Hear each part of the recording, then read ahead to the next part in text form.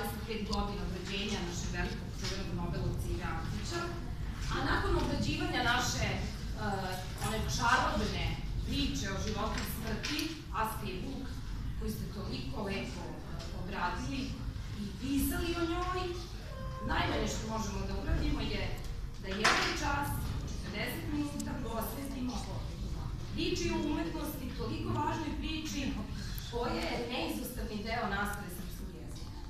Hvala vam što ste došli, što ste se odazvali. Imamo jednu, pošto pričamo o umetnosti, imamo jednu pravu umetnika po obrazovanju,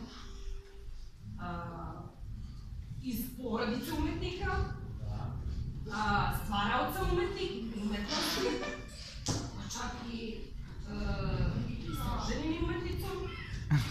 Mnogo imamo dodirnih tačaka sa umetnošću da razgovaramo sa gospodinom Mikom Radivojevićem. Kako biste se vi predstavili ovoj mladoj i ovoj zainteresovanoj moje publici? Dobar dan, još jednom. Velika mi je radost što ste me pozvali. Nisam imao prilike do sada da učestvujem u sličnim akcijama.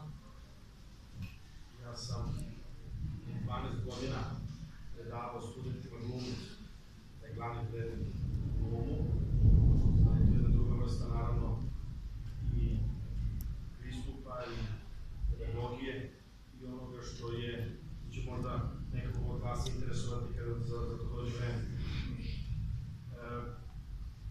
Pa ja mogu da vam kažem da sam se rodio u Beogradu, ali sam bio dvomesečna beba.